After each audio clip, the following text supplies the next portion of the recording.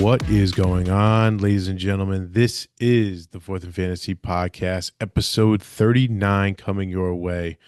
My name is Meek. I got my co-host Wu.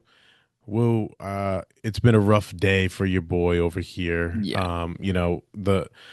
Listen, I wish I could be a full-time, podcaster here giving you guys the fantasy football content. That would be the dream, but Somebody's got to pay the bills. something's got to pay the bills here. And your boy had a rough first day back at school. Obviously this, the podcasting we moonlight as, but I'm a teacher full time. Today was the first day, and it was just a hot mess of a day getting back into the swing of things. But don't worry, I'll get back into it, and things will be back to normal slowly but surely. But how about you on your side?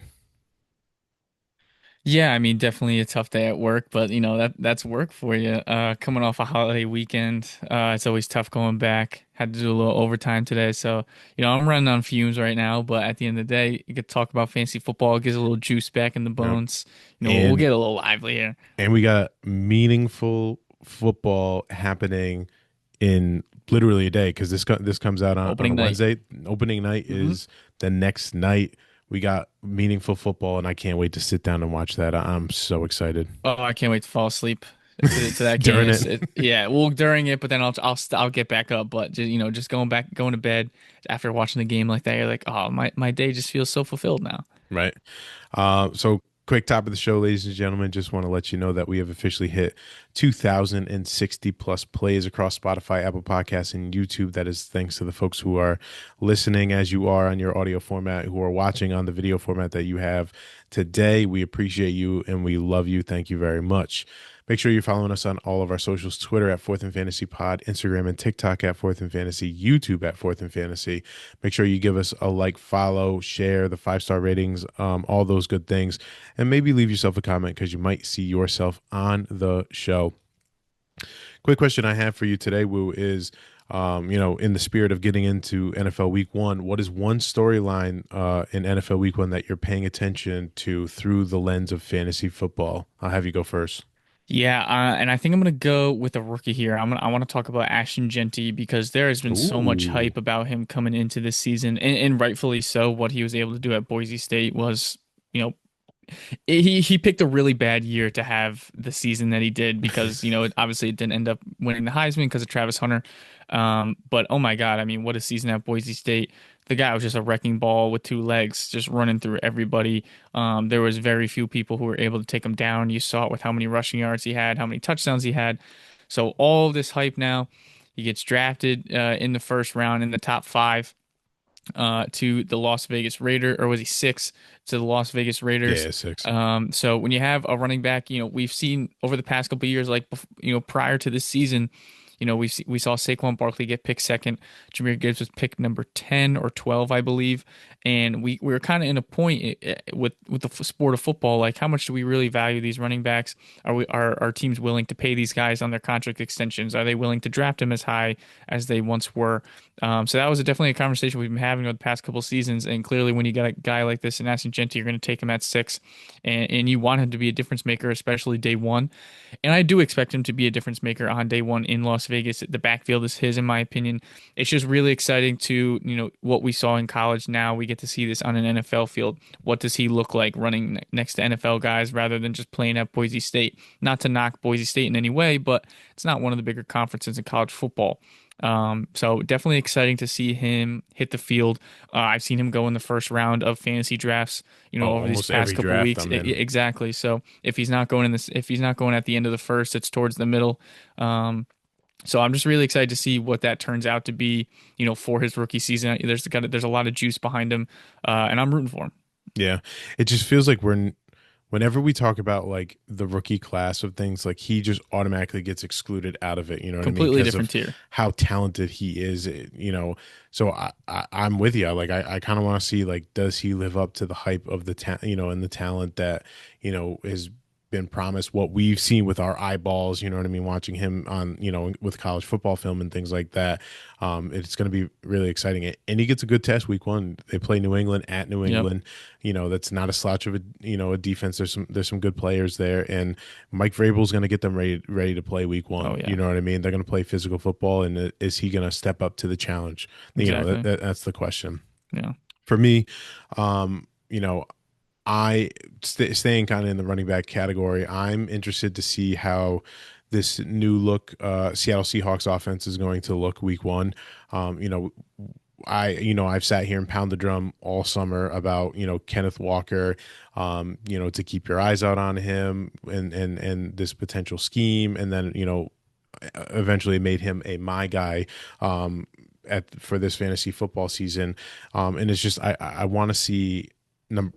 It's kind of two part. Number one, I want to see what version of Kenneth Walker are we going to get, because obviously he has not practiced the entire of training camp, and they have a plan where they're resting him in certain situations and making sure that he's healthy for week one. I want to see what it looks like when he is then fully unleashed come week one. One, two, on the opposite, on the other side of it with the scheme, I want to see, does Clint Kubiak, really have a successful scheme, that works for running backs? It's been, a highly touted thing, in the grand scheme of like running games. The most popular ones I can think of are, the Shanahan run scheme, the Harbaugh run scheme, and then the Kubiak run scheme. And, I want to see if that stays true in the year 2025, with, the Seattle Seahawks. And they themselves also get a good test because they are playing the San Francisco 49ers, who are no slouches. And I know that, excuse me, that they have had, some real big pieces leave that defensive side. But at the end of the day, when you think of San Francisco, you think of, the defense and that front seven. So if they can come off and have a good week, meaning Seattle, against, the San Francisco 49ers, and they look really good in the run game, that's going to bode really well for, fantasy. Even if, say Kenneth Walker gets hurt, to know that someone like Zach Charbonnet could then step into that realm or that role, I think could also be fruitful for fantasy football. Yeah, no, definitely excited to see. There's a lot of pieces in that Seattle offense I'm interested in. Definitely Kenneth Walker, like you mentioned. I just took him Sunday night in a draft. So definitely I wanted to have a piece of him somewhere. Sam Darnold, Seattle goes out and gives him this contract after he has this, damn near MVP year. Hmm. And he finally earns all of this money being at third overall pick back in 2018. What does he look like in this offense? Is there enough around him for him to even succeed? Like, was he set up for success? We have JSN, finally not being in the shadow of DK Metcalf. What does he look like as a wide receiver one? There's definitely a lot of storylines within Seattle, including the Kenneth Walker side, as well as this new coaching staff and new play callers, what the offense looks like as a whole. I'm a little nervous about Darnold and JSN. I think Kenneth Walker can kind of be immune from that, maybe, Sure. just because of his, at the end of the day, you just got to hand him the ball. But definitely some storylines there to pay attention to. Darnold's going to be the biggest one for me in Seattle. Yeah, definitely. We'll see how that plays out come week one. Moving into our news around the NFL, we had a couple pieces of news. First one, Jalen Warren signed a 2-year, $17 million extension to stay in Pittsburgh, 12 million guaranteed. Um, you know, I feel like this kind of came out of nowhere. Woo. Yeah. I don't know. I understand last year where it was kind of the choice between Najee Harris, Jalen Warren, and they ended up, sticking with Warren and letting Najee Harris walk. But, then to throw a 2-year extension down on top of him, when you have a running back like Caleb Johnson, I don't see the vision on this one. This one kind of confuses me. Yeah, I didn't really know they were in, extension talks to begin with. I don't think this money should be enough to be concerned about Caleb Johnson. It's definitely strange, just the chronological order of how, these things took place. But I don't think the money's going to be enough to necessarily make me nervous about Caleb Johnson.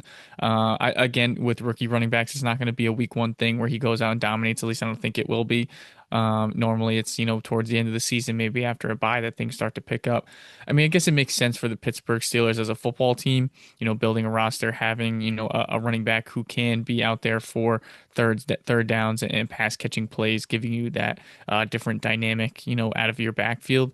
But again, I still expect Caleb Johnson to be the lead guy by the end of the year. Yeah. I think Pittsburgh is just trying to keep their roster pretty full and what's the word I'm looking for here? Well-rounded, I should say, in all aspects of I that was gonna offense. say, I guess, other than Caleb Johnson and Jalen Warren, I can't even name you another running back that's on. I mean, Kenneth Gainwell, yeah, you know what I Yeah, mean. But like, there really aren't many running backs on that roster, and I don't even know what Gainwell's contract situation even looks like. So, maybe it's kind of like a CYA on the Pittsburgh side to, make sure that they have some depth, in that running back position, and they can kind of build through the years. But, it's disheartening when when you've seen the film on Caleb Johnson and you know what you have there. It almost feels like you're trying to you throw a little water on that fire there. right. Yeah, and it's definitely not like the greatest thing, but I don't think it's gonna kill him. Yeah, yeah. And then the last little bit of news before we get into our main topic of the show is just a couple of NFL roster updates for week one. I'm gonna blitz through these, Woo, and then you kind of we can pick and choose which ones we want to spend some time on. But in New England, Travion Henderson is the third running back on the depth chart. In Pittsburgh, Caleb Johnson is also the third running back on the depth chart. Houston's depth chart listed so far has Chubb, Pierce, and Wale. Then Woody Marks is the fourth option on the depth chart. In Washington, the Commanders, the depth chart reads as follows: Austin Eckler, Jeremy McNichols, Chris Rodriguez, and then Bill Krosky Merritt at four. And then last but not least, change it up a little bit. We have Alec Iomaner, rookie wide receiver from Stanford, who's drafted to the Tennessee Titans, listed as a starter for week one for the Tennessee Titans going in. So out of those five, Will, is there one that kind of like jumps out at you the most? Well, one, I just want to dismiss right away the Trevion Henderson being ranked as the third running back. That Just throw that out there. just doesn't matter. He's going to be the starter, no questions asked. I'm going to say I don't even know when their bye week is. I'll just say the bye week. It could be week 4, and I don't care. One that really sticks out, and I think is pretty interesting, is this Houston depth chart. I haven't seen a lot of great buzz from Nick Chubb in training camp, so I'm not really sure why they're listing him as a starter. The whole Damian Pierce experiment, I remember he was supposed to be the next best thing since sliced bread, not too long ago, and he had his opportunities and it didn't necessarily work. Wale, he's had some opportunities, more a special teams guy. It's Woody Marks, man. Woody Marks is going to be the lead guy here at some point. With Joe Mixon out, I think Woody Marks is going to be eating into this depth chart a lot more than people are expecting. Again, I just don't know what kind of run Nick Chubb has left. Damian Pierce has had his opportunities, and they've brought in other guys to replace him. So if they were actually confident in him, I don't think they would have made some of these moves that they have. So I think the Houston depth chart, it's a little messy right now, and only one of these guys is going to be, that clear cut guy while Mixon is missing time. Yeah, I think for me it's the Washington Commanders depth chart because listen, I was all for the hype for Bill Krosky Merritt, and I really didn't think that Washington was going to kind of take the leap and trade Brian Robinson, and the reason why they were trading him was because of Bill. I know we kind of talked about it, and I know you mentioned maybe keep an eye on Chris Rodriguez, and I had also mentioned Austin Eckler could be a very viable option. But it's very interesting to see that they trade Brian Robinson and, the hype that everyone had built around Bill Krosky Merritt, is there and he's sitting at fourth on the depth chart. Like, to me, when I read this, I think Bill's going to eventually get his opportunity, but I think, Eckler's a viable option, as a fantasy running back at the beginning of the year. Yeah, I think Eckler's kind of got some redraft value here, especially because of this early season with having young guys like McNichols and Rodriguez and Bill on the team. Like we just mentioned, with rookie running backs like Caleb Johnson. It's probably going to take some time before he starts seeing some serious run, or where you're confident enough that he's going to get enough opportunities to play him in fantasy. So I think Eckler's probably going to, the first quarter of the year, maybe first third of the year, it's probably going to be a lot of him mixing in some of those younger guys and playing the hot hand behind Eckler. Yeah. And I'm thinking too, like if you were someone who decided to go like zero RB in your drafts, and you need a late running back, for a depth piece, I feel like Austin Eckler is a perfect fit for, people who wanted to go zero RB. Oh, 100%. Especially if you just have a starting running back who gets hurt and now you got somebody you can slot in. Yeah, exactly. So there you have it, ladies and gentlemen. That's the news around the NFL. Now we're going to get into our main topic of the show, and also I forgot to mention we're gonna finally break down some real NFL football. But we're gonna start with our topic of the show, and then we'll save that for last. But topic of the show today, ladies and gentlemen, we're calling this undrafted potential. So today what we have is, Wu and I have highlighted two players that, obviously it's not going to sound like a sexy pick when we name these players. These are guys who are going at the end of your drafts, 15th, 16th, 17th round, Or just even, undrafted. or, I was going to say even later, you know what I mean? That you want to keep your eye on and just, hear the argument for the potential path to fantasy relevance for these guys. Again, like I said, these are picks you're going to probably look at us and be like, why are you even talking about these guys? But it matters because there are certain times, certain situations I can, off the top of my head, Kyron Williams was not a drafted, player before he broke out. Puka Nakua was not a drafted player in fantasy drafts before he broke out. So sometimes, like, you need finding that edge against your opponent or your league mates, and scouring the waiver wires before week one starts is sometimes huge. Another one I'm just thinking too. Was Elijah Mitchell. The very first year Elijah Mitchell kind of like stepped onto the scene and Yep. took over, like that was huge too. So it definitely matters, and this is definitely something you want to pay attention to. 100%. It happens every single year. There's always a week 1 through 3 major waiver wire. Everybody's dumping their fab on them. Oh my God, immediately. And so the key here too is, just like we said, like, people dump their fab. If you can pick them up before week one and before they kind of blow up, then you don't have to spend your fab on that player, and you can spend fab in another area if needed, which is huge. So, Yeah, another one that just came to mind, Jerome Ford a couple years ago. oh yeah, Like it's anybody, anytime, anywhere. yeah. So Woo, why don't you kick us off with our undrafted potential with your first pick? Yeah, my first one is going to be Jadon Blue, rookie running back out of Texas, now a Dallas Cowboy. The reason why I want to bring him up is because I just think the Dallas running room is such a mess right now, and the names that they have there are not exactly ones that I'm really confident in with Javonte Williams, and Miles Sanders, correct? Yes, So Miles Sanders is on it's that like roster. with Javonte Williams and Miles Sanders. Miles Sanders had a pretty solid career. He's had his good moments out in Philly. Got a big contract in Carolina. Just didn't work out the way people thought. And then Javonte Williams having all these opportunities in Denver, was supposed to be their running back of the future, and again just didn't pan out.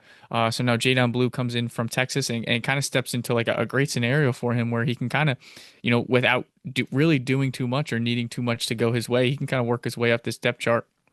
A couple things I want to touch on here. When in terms of him as a player, his athleticism and explosiveness is off the chart. He ran a 4.38 40-yard dash. And that was his unofficial pro day time. He's one of the fastest running backs in the class, so he's got that breakaway speed, the home run ability to get into that second level and outrun those linebackers and safeties. And he's just great when you have speed like that, you can be really good in open space. So, like I said, if you get past that first level, really anything can happen. You can outrun some of these guys. He's got the receiving ability. In 2024 at Texas, he had 42 catches for 368 yards and 6 receiving touchdowns. So that's something we need to pay That's attention to. nuts. We always talk about running backs who can also catch the ball, more fantasy points, very similar to running quarterbacks who have that rushing ability. You just if you get a position if you can get a position player who can score in multiple different ways, it's just a leg up on your opponent, and it's just more ways for Jadon Blue to get onto the field. Among running backs in college, he ranks second in targets per route run. And he gave him just that added upside to being able to catch the ball out of the backfield and having these design plays for him. You can get creative with a guy like this and move him around the field, line him up in different ways. And like I mentioned earlier, the path to playing time is really a great scenario for him in situation here in Dallas, just because of the other names that they have around him. And Schottenheimer, like you've mentioned multiple times on this podcast, keep saying that Dallas is going to want to run the ball. Well, somebody has to, and if the They Javonte gotta find Williams someone. experiment, yeah, exactly, and if the Javonte Williams experiment doesn't work again, and Miles Sanders towards the end of his career, like somebody's going to have to do it. Why not give it to the fresh legs rookie? And so it's really all of these factors where, and the other thing is Dallas is going to be a really good offense. At least we think so for fantasy purposes, because of that, how bad that defense is going to be, especially with losing Micah Parsons. It's just a name you should really be paying attention to, because if you can have somebody who has like the athletic profile that Jadon Blue does, then to be slotted into a running back room where there's a lot of question marks, and would it really surprise you if he starts at some point this year? Like, I don't think that's crazy to say. And then also just being on one of the better offenses in the NFL for fantasy purposes. Like that's kind of the view I'm looking at it here, because I just think they're gonna have to score a ton of points to stay in these games. It's really for those three main reasons there, why you should be paying attention to Jadon Blue.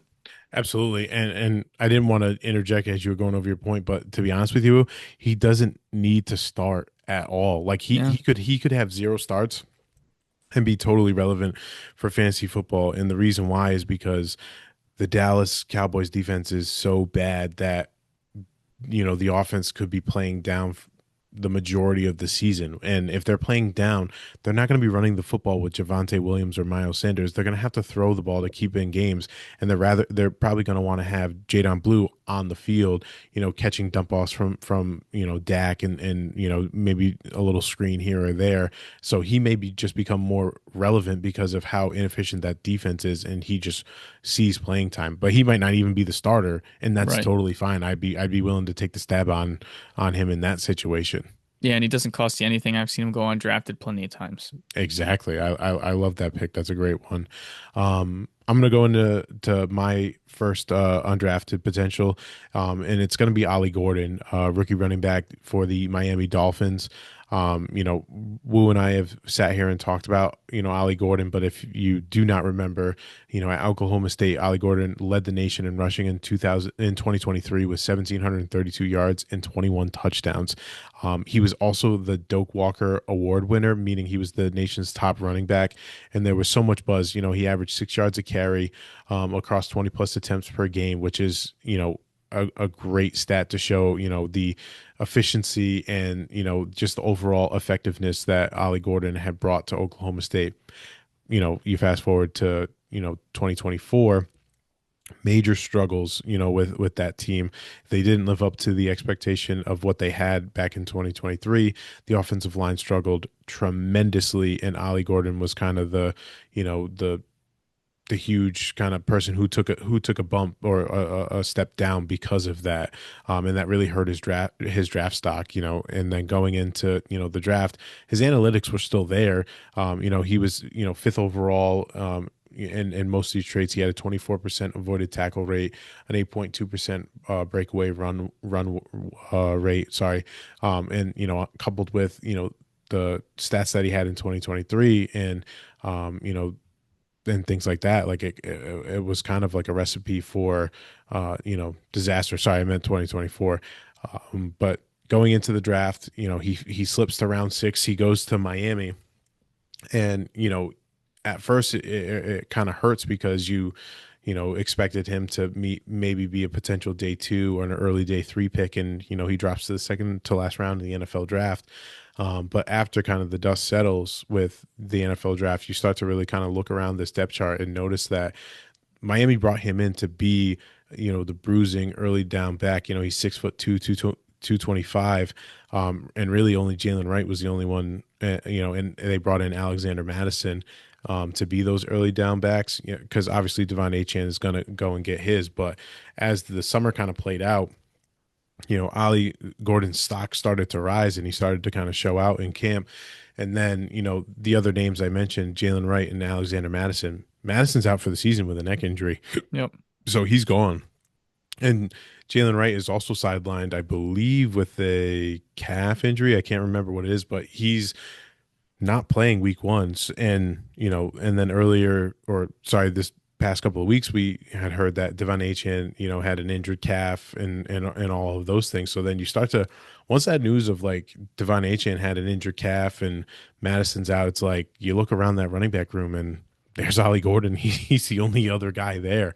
So I think what you're going to see in week one, I think this is not me saying that Devon Achane is going to get benched for Ollie Gordon, but I think could it be a potential 1A, 1B situation where Achane is really your passing down back and, catching the ball out of the backfield. And then Gordon is your kind of bruiser, almost like Jahmyr Gibbs and David Montgomery, where Jahmyr Gibbs does everything between the 20s. And once they get into the red zone, it's, David Montgomery's time. Like I could potentially see that being an opportunity here in Miami where, Achane, does his work in the passing game between the 20s, but once they get into the red zone and even like the goal line, like that's going to be Ollie Gordon's territory. And he's going undrafted, so you don't even have to, like, you could take him with your very last round pick just to stash him, or if you have someone who's injured on your roster, put them in the IR spot and then pick up Ollie Gordon just to sit there. And one last thing I just want to add is, just some things from his preseason, because now that he's on an NFL playing field with other NFL talent, you want to see, does he really have it, and do all the stats from 2024 at Oklahoma State, do they kind of really get thrown out the window? So in the games that he played total through the preseason, he had 126 yards rushing and one TD on 26 carries. Plus had a couple of catches out of the backfield.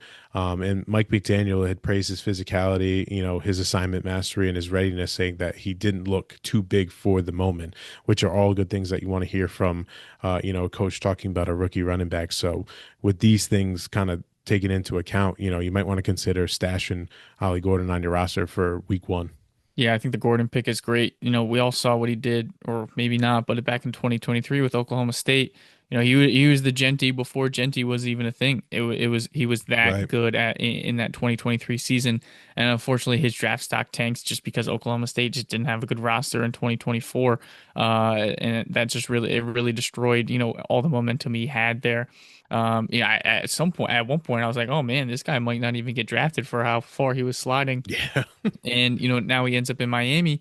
And you bring up a good point where it could be a 1A, 1B type thing because we all know Devon Achane's bread and butter is being that receiving guy, on this team, coming out of the backfield. It's been his role since he's been on the team. And they're going to need a bruiser like that. Devon Achane isn't the biggest guy. So when they're in 3rd and 2s and 4th and 1s and you need to pick up a yard or you're on the goal line, like I think that's going to be Ollie Gordon's, time to shine. And I don't mean to cut you off, Will, too. I also think that it's going to be beneficial for Devon Achane too, because you saw it last year. They tried to make Devon Achane their every down, their everything, and he played all 17 games, but he was or not way, but he was inefficient compared to what he was his rookie season. I think now you bring in someone like Ollie Gordon who, can get those, 3rd and 2s, 4th and 1s and grind those out and do the early down work. And then Achane can just come in and be that super efficient, pass catching running back, and still hold his value. Yeah, especially with this lingering hamstring injury, it's like, well, how much do we really want to give Devon Achane the ball week one? Like, do we really want to kill his season before it even starts? Yeah. So I think Ollie Gordon could have some value early. Yeah. I love that. So why don't you give us your second undrafted potential? Yeah, I am going with another rookie here. I got Dante Thornton out of Las Vegas, the rookie wide receiver from Tennessee. And there's a few things very similar to the Jadon Blue argument that I had. First, I want to touch on the athletic package that he brings. He's 6'5", and he ran a 4.340. Let me say that again. He is 6'5". That's He ran nuts. a 4.340. So usually you get size and the speeds down here, or the size down here and the speeds up here. we're up here. We're hitting both of these metrics, which I think is huge.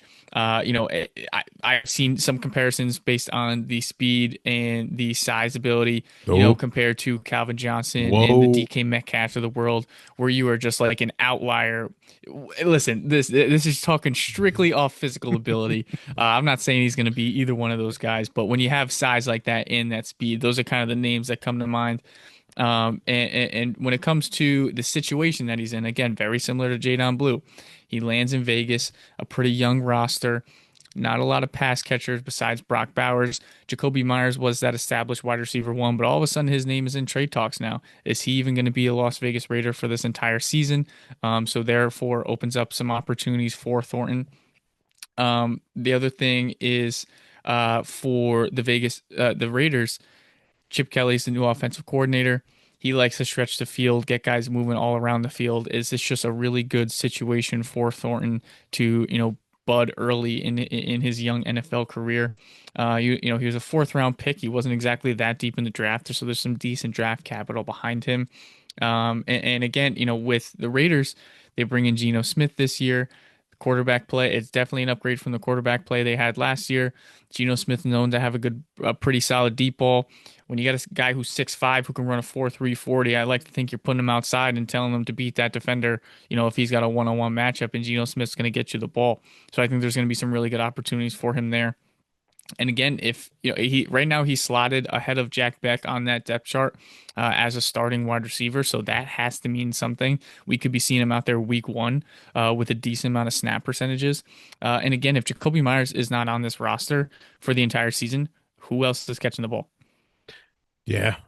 Listen, as someone, you kind of hurt my feelings. As someone who was a Betch guy and drafted him in our rookie drafts, it's kind of disheartening to see that he isn't really cracking the field. But to be honest with you, I think it's because, Dante Thornton is really just, showing out and showing like the raw athletic ability that he has. And, listen, if you can prove it and ball on the field, like you deserve to have a starting spot. So, he's someone I definitely want to keep my eye on going forward, because I want to see if it's, just hype and everyone's kind of buying into the 4.3 speed and the height and all of that thing, or does he really have it on the field?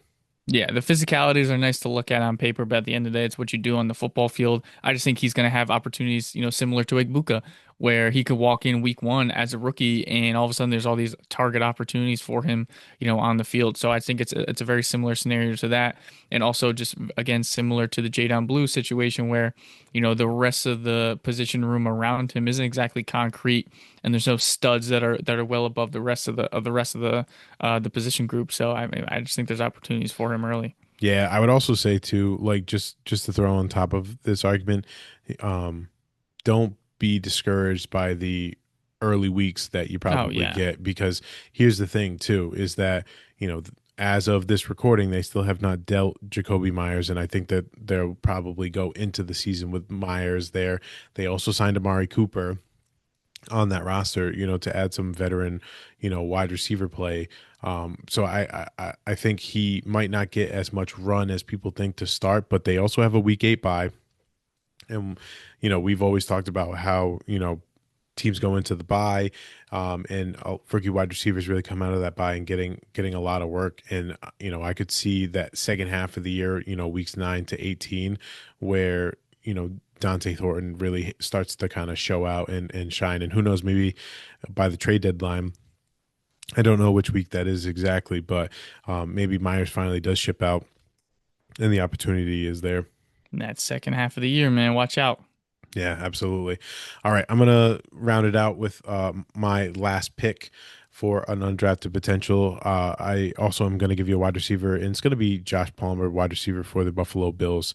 My reasoning for picking him are a couple of things. Is that number one, Josh Palmer has elite separation and route running. He cracked the top 12 to 17 among qualifying wide receivers in separation score and route win rate, which is especially effective against man coverage.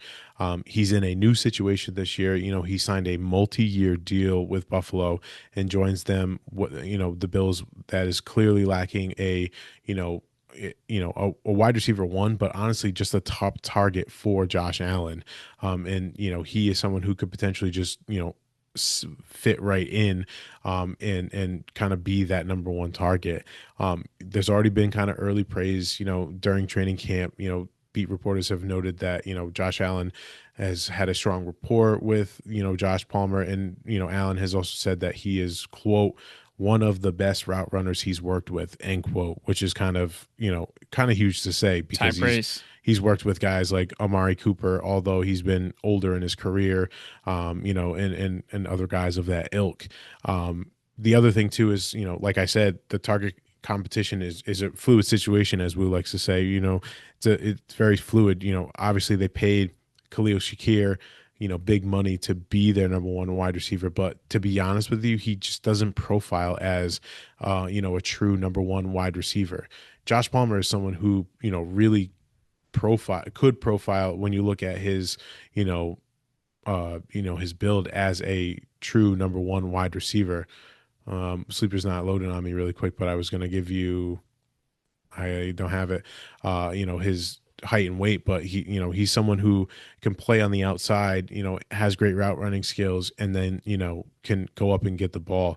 And right now in drafts, he's going as, a wide receiver 4 or 5 for your team, basically just a dart throw. Has the ADP of a wide receiver 73. So another person that you can just stash right on your bench, and kind of see what happens, and sees how it plays out with the Buffalo Bills. And if he builds a rapport with Josh Allen, you have the number one wide receiver to pair with Josh Allen for the rest of the season, which I think is a huge thing. Yeah, Josh Palmer, 6'1", 210, Thank you. definitely some nice attributes there for a wide receiver one guy that you're looking for. I think Shakir is definitely going to be the top target in this offense, but with Shakir, we've talked about this in terms of Shakir's value by himself. He provides a really nice steady floor, but he's never going to break open a game based on his abilities. He's going to be open within 10 yards for Josh Allen, and he's going to have 8 for 80 yards and score you, 18 fantasy points or 12 fantasy points, whatever it mats out to. It's never going to be, okay, he had 12 catches, 135 yards, and 2 touchdowns, just took over the game completely. Guys like Josh Palmer and Keon Coleman and Khalil Shakir, they can all coexist because there's just not that one dominant wide receiver. When you have a guy like Josh Palmer, who we've seen stretch the field for teams like the Chargers, with Justin Herbert, Josh Allen has a cannon of an arm. I think that's going to create some exciting opportunities, him breaking some coverages, and getting behind those safeties. Yeah. So we'll see. And Buffalo has Baltimore week 1, so that'll be an interesting matchup to see how that all That's kind going to be of a good game. shakes out. Yeah. I want to say that's the Sunday night game Oh, too. yeah. So that'll be great. I would hope so. So there you have it, ladies and gentlemen. Those are our undrafted potential options. Hopefully some of those kind of really speak to you. If you have some undrafted gems or undrafted potential of your own, leave it in our comments. Send us a DM on why you think, a particular player could be a, really high undrafted potential. But we're not done yet, right? We got one more piece of the show left. Might be We the have best our part. best part, right? We have our first football breakdown of meaningful NFL football, right? This is going to be our Thursday night football breakdown. And we have a good first game for opening night. We have the defending Super Bowl champion Philadelphia Eagles taking on their NFC East division rivals, the Dallas Cowboys. DraftKings Sportsbook right now has the line at Philly -7.5, over under 47.5. This is, I think the line just kind of keeps growing, Woo, as the days, move on. We know, I don't know if we know what the line was prior to the Parsons trade, but I know once that Parsons trade kind of hit, that line, ballooned to 7.5. And I won't be shocked, by the time kickoff happens, that it doesn't jump even more to like 8 or 8.5. So again, you have the Super Bowl defending Super Bowl champion Philadelphia Eagles hosting against the Dallas Cowboys. Ring night. Ring night for them, right? Banner night. Just I'll give my quick prediction betting wise, and I'll kick it to you, Will. Um, this is going to be an absolute smash for the Philadelphia Eagles. I don't know how else to put it. Like if I'm a betting man, I'm taking the seven. I'm laying the points with Philly. I maybe I'm getting ahead of myself, but I would also take the over. I just think that if Dallas has any chance, they're going to have to shoot this thing out with Philly. And I think 47.5 points is low enough to where I think Dallas might fight their way in, because I mean, yes, the defense is bad, but the Dallas offense is not awful. Like, Not even close. you have a fully healthy Dak Prescott, you have an elite wide receiver in CD Lamb, and now you throw George Pickens into the mix. I know Philly has a lot of playmakers in the secondary. The two rookies they took, Cooper DeJean and I believe it's Quinion Mitchell. But I wonder if that is going to be enough, against this Dallas offense with the playmakers that they do have. I don't know. What are your thoughts on this one, Will? Yeah, I mean the spread itself, I personally wouldn't touch. I'd probably lean the Philly 7.5 side. But it's a week one game, division rival. Like we haven't seen these teams play just yet, so I try to stay away from any point spreads early on in the year unless there's just one that I really like, especially a big one like this. I do think Philly's going to win and they'll most likely cover, but I wouldn't be surprised if somehow this game is still close in the fourth quarter somehow, just because it's again a division game. Anything can happen there. I definitely like the point total more, and I think I'm with you on the over 47.5. The Dallas is going to be playing from behind more than likely. They will be throwing the ball a bunch. They're going to have to score some, maybe they pick up some late touchdowns to cut into a big lead that, kind of kicks us over forwards. And I think Philly could easily score 4 touchdowns on their own, to get us towards that mark of the over. It would just be a matter of Dallas having to play, play their part in this over. I think Philly's points will be fine. Curious to see what Philly's team total over is because I think I'd be a little bit more Yes. interested in that. It would probably be around the 28 mark. But yeah, I'm gonna lean the over on this one. It's just exciting to have a game coming up here. When it comes to fantasy players and who we're starting in these games, I think this one's pretty easy. You're starting, we'll start with Philly. You're starting Jalen Hurts, you're starting Saquon Barkley, you're starting AJ Brown, you're starting Devontae Smith. The only real question mark is, do you go Dallas Goedert at all here? Personally, I don't know if there's enough passing volume for me to want to or be comfortable starting Dallas Goedert. I think there's other better streaming options available. We'll definitely be touching on those in the next episode this week with more games coming up. That's for me on the Philly side. I'm sure you're in the same boat there. Oh yeah, like you start all your Phillies. You start your Hurts, you start your AJ Brown, you start your Devontae Smith, you start your Saquon Barkley. I expect all of them to have good to great games. I think the question really is I think we need to see how bad this Dallas defense is. Right. Like, is it in the secondary where you can dice them up, or do they not have enough now in the front seven? I mean, obviously, I know in the Parsons trade they got back a Pro Bowl Kenny defensive Clark. tackle in Kenny Clark. So, you know, I know Jerry probably had the idea of strengthening the run defense. So, maybe Saquon Barkley isn't going to have such an amazing game that you think come week one. And maybe it's more so, you see it in the passing attack with AJ Brown and, Devontae Smith, but all of those players are in play, in my opinion, and really when you kick it over to the Dallas side, I think everyone really is in play, right? Like you're going to start Dak, and hope that he just has to throw the ball a bunch of times in the game. You're definitely playing CD and you're playing George Pickens. I think me personally, for the Dallas rushing attack, I'm definitely going to wait. Yeah. I don't think I'm gonna play any of those players.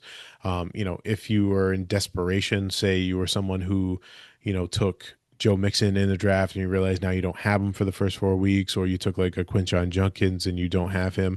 If you have to break glass play like Jadon Blue, I'm okay with it. You know what I Hmm. mean? Just because the potential of them being down and then he coming out and just being the receiving back, I could see that totally working. But the other question I just put here in the doc for you, Wu, is what are our thoughts on Jake Ferguson? Because you're the Jake Ferguson guy. You know I what I am. mean? But Philly last year ranked the second toughest against tight ends in 2024. But are you playing Jake Ferguson with confidence? I think I am. Philly is an unreal defense. Let me get that part out of the way. And yes, them being ranked the second toughest against tight ends last year definitely doesn't help.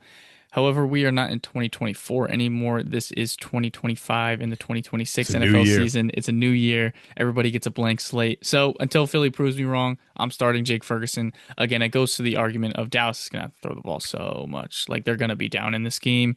There's definitely an opportunity for Jake Ferguson to stumble into the end zone. And really, when you're streaming a tight end like a Jake Ferguson or a Dallas Goedert, you're kind of just praying they fall into the end zone. Maybe they have a few catches as well. That's kind of the whole goal of streaming a tight end if you don't have one of those top guys. So I think that's definitely in play for Ferguson. And I agree with you. You're starting Dak, you're starting CeeDee Lamb, you're starting George Pickens. Personally, I'm not touching any of the running backs, whether it's a desperation throw or not. Just because I don't know what that backfield looks like. None of us do. Also, the Philly front seven is. Probably the best in football, I was right? just gonna say, are we comfortable saying that it's the best in the NFL? Because I think it's Easy. pretty clear and obvious. Yeah, it's So easy. yeah, it's for the uncertainty of what that depth chart looks like and who's the one, who's the two, who's in on third downs, who's in pass catching scenarios, like things like that. And then also just Philly being a really, really good defense. Yeah. And just to go back to the comment about Jake Ferguson, right? Like obviously last year was a down year with Dak being hurt, and I think Ferguson was hurt too at some point during that year. Yeah, he only played 14 games, but 2 years ago when Dak was I think Dak was like a top five QB 2 years Yeah. ago. Ferguson was also a benefactor of that too, and he was the tight end eight with 102 receptions, 102 targets, 71 receptions, 761 yards, and five touchdowns. One thing that, and I know this is a reason why you're a Jake Ferguson fan is like when Dak is healthy, he distributes to the tight end, and the tight end is a huge benefactor for when Dak is on the field. So could it potentially work? Especially if the secondary is keying in on like CD and George Pickens, like someone's going to be open. Like you can't, you know, I don't think they have enough horses to, double CD because that's what you're probably going to have to do. Hmm. And then single coverage George Pickens and then try to single coverage Jake Ferguson. Like Right. someone's going to have a decent game out of this, I think. 100%. And did you see the clip of CeeDee Lamb? I believe it was from yesterday, or maybe I just saw it late. And they were asking him like, "Oh, like what do you have to tell the rest of the league going into this year?" He was like, "Well, last time you saw me with a healthy deck, you saw what happened. And if nobody saw it, I'll show you again this year." That's got to get you fired up. Oh, I'm fired up. So Yeah, fired up about that. I can't wait. yeah. So there you have it, ladies and gentlemen. That is our Thursday night breakdown. We're doing a little final score prediction for this game. Ooh, final score prediction. Why don't you go first? Yeah, I got one. I kind of had it locked and loaded while you're talking. Oh, okay. Go ahead. I'm going 30-24 Philly. Dallas covers, but they backdoor cover the over. They backdoor cover the Okay. over, and they backdoor cover the spread. I love that actually. Let's get So wild, man. It's week one. so would you say 34 what? 20 or no, 30 31 24?